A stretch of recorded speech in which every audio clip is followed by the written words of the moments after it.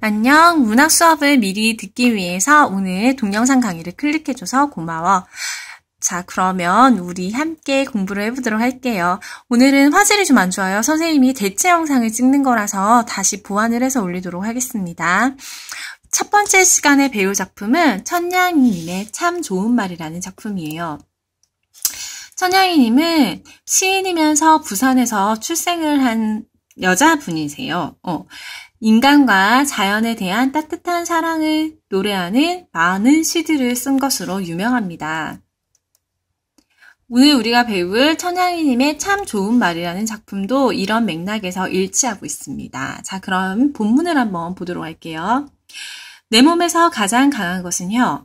한 입의 혀로 참 좋은 말을 쓴다 라고 되어 있는데요. 이 첫 번째 구절은 한 입의 혀로 쓰는 참 좋은 말이라는 이야기를 하고 있네요. 조금 더 세밀하게 쳐다보도록 할게요. 세상에 많은 것들이 있는데 왜 내 몸에서 가장 강한 것을 혀라고 설명을 하고 있을까요?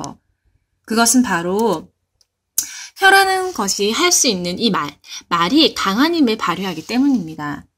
그런데 반면에 혀는요, 굉장히 힘이 센가요? 아니죠. 여기 밑에 봤더니 나뭇잎 한 장 같다고 되어 있어요. 그죠? 한 입의 혀로 라는 말을 통해서 사실은 혀가 물리적으로는 굉장히 연약합니다 라는 말을 하고 싶은 거예요. 그래서 한 입의 혀라는 말로 물리적으로 연약한 혀의 속성을 표현하고 있네요. 어쨌든 이 강한 혀, 그렇지만 연약한 혀, 이 혀를 통해서 작가는 좋은 말을 쓰고 싶었나 봐요. 좋은 말에 어떤 말이 있을까요? 그 밑에 봤더니요, 이연에 미소를 600개나 가졌으면 좋겠다. 네가 웃는 것으로 세상이 끝났으면 좋겠다. 오늘 죽을 사람처럼 사랑하라 이런 말들 있죠? 혀가 만들어낸 좋은 말, 우리들의 수첩에 쓰고 싶은 그런 사랑과 소망을 담은 말들입니다. 이 구절도 조금 꼼꼼하게 한번 살펴보도록 할게요. 미소를 600개나 가지고 싶다라는 이 말은요. 네, 미소를 600개나 가지려면 얼마나 웃어야 될까요? 항상 미소를 짓고 싶다라는 이 말이 결국은 미소를 600개나 가지고 싶다는 말이겠죠? 네가 웃는 것으로 세상이 끝났으면 좋겠다라는 말은요. 조금 더 로맨틱해요. 너를 행복하게 해주고 싶다. 네가 행복하기를 바란다. 이런 마음이 드러나는 구절로 볼 수 있습니다. 오늘 죽을 것처럼 사랑하라는 말. 이거 너무 많이 들어봤죠? 간절하고 절박한 심정으로 사랑하라는 의미의 말들이 모두 이렇게 나타나고 있습니다. 혀가 내뱉은 좋은 말들이죠. 내 마음에 가장 강한 것은 슬픔. 한 줄기의 슬픔으로 참 좋은 말은 힘이 된다 라고 되어 있습니다. 이 구절 참 마음에 드는데요. 내 마음에서 가장 강한 것은 슬픔이라고 표현을 합니다. 이 슬픔이 왜 강한 것일까요? 생각해 본 적 있어요? 어쩌면 이 슬픔이라는 게 우리를 키운다는 이야기를 하고 싶은 것인지도 모르겠습니다. 좋은 말에 힘이 되는 한 줄기의 슬픔이라고 이야기를 하고 있네요. 그래서 이 슬픔을 극복한 사람이 타인의 슬픔을 위로할 힘이 생긴다라는 말을 내 마음에서 가장 강한 것은 슬픔이고 한 줄기의 슬픔으로 참 좋은 말이 됩니다 라고 이야기를 하고 있네요. 연결해서 읽어볼 작품 있어요. 정호승님의 슬픔이 기쁨에게라는 작품입니다. 여러분들 조금 검색해서 공부를 해보셨으면 좋겠어요. 바닥이 없다면 하늘도 없다는 말. 네, 바로 우리가 슬플 때 우리에게 힘이 되어주는 말이에요. 바닥이 없다면 하늘도 없다. 물방울은 작으나 큰 그릇을 채운다. 짧은 노래는 후렴이 없다 라는 말인데요. 우리에게 어떠한 슬픔을 희망으로 바꾸는 말들인지 한번 살펴보도록 할게요. 일단 네모를 하면서 볼 여러 가지 표현들이 있어요. 제가 먼저 네모를 해볼게요. 바닥이라는 단어에 네모를 해볼게요. 물방울이라는 단어에도 네모를 해볼게요. 짧은 노래라는 단어에도 네모를 해보도록 하겠습니다. 바닥이 없다면 하늘도 없다. 물방울은 작지만 큰 그릇을 채운다. 짧은 노래는 후렴이 없다. 이 말들이 하고 싶은 이야기가 슬픔을 희망으로 바꾸는 말이라면 앞부분에 있는 이 네모들은요. 모두 화자에게 슬픔을 주는 보잘것없는 하찮고 보잘것없는 존재라고 이야기를 할 수가 있겠네요.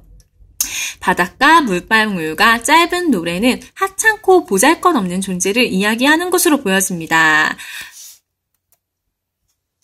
세상에서 가장 강한 것은 말입니다. 한 송이의 말로 참 좋은 꽃을 피웁니다. 이번에는요, 말이라는 단어로 넘어갔습니다. 좋은 말이 꽃을 피운대요. 좋은 말이 꽃 피우는 한 송이의 말이요. 어떤 말이 좋은 말이냐? 바로 삶의 진리를 담고 있는 말을 좋은 말이라고 할 수 있을 것 같아요. 이 말은 이 뒤에 나오는 내용들이 삶의 진리를 담고 있다는 이야기겠죠? 어떤 삶의 진리를 담고 있는지 한번 볼게요. 세상에서 가장 먼 길은 머리에서 가슴까지 가는 길이다. 이게 무슨 뜻이야? 머리에서 가슴까지. 머리는 지적으로 판단하는 부분, 가슴은 실제로 느껴서 움직이는 부분, 아는 것과 행할 수 있는 마음은 같지 않다라는 거죠. 아는 것과 실천하는 것은 일치하지 않다라는 표현을 이렇게 이야기를 하고 있습니다. 우리 공부를 열심히 해야 된다고 알고는 있지만 실제로 그렇게 실천하는 것은 쉽지가 않죠. 여러분들도 공감하리라고 생각을 합니다. 친구와 사이좋게 지내는 거 알고 있어요. 부모님께 잘 대해야 되는 거 알고 있습니다. 그런데 실제로 그걸 실천하는 것은 쉽지가 않죠. 그래서 이 작품에서는 세상에서 가장 먼 길은 머리에서 가슴까지 가는 길이라고 표현하고 있네요. 다음, 사라지는 것들은 뒤에 여백을 남긴다라고 이야기를 하네요. 사라지는 것들, 사라지면 끝인 줄 알죠? 아니요, 뒤에 여백을 남깁니다. 우리가 온여고에 머무는 시간은 짧지만 우리의 모습이 또 다른 여백으로 남아서 기억이 된다는 얘기죠. 인생은 좀 잘 살 필요가 있는 것 같아요. 옛날은 가는 것이 아니라 이렇게 자꾸 온다는 말, 선생님이 너무 좋아하는 구절이에요. 존재의 지속적 순환을 의미합니다. 존재가 지속적으로 순환을 합니다. 자꾸 돌아간다고 얘기를 하고 있어요. 한마디로 말해서 이 구절에서 삶의 이치라고 이야기를 한다면 아는 것과 실천하는 것은 쉽지 않다고 모든 것들은 사라지면 그뿐이 아니라는 이야기를 이렇게 전달을 하고 있네요. 여러분의 마음속에서 어떤 인상적인 구절이 남았을까요? 한 편의 시를 보았다면 그에 따른 인상적인 구절도 남았으면 좋겠습니다.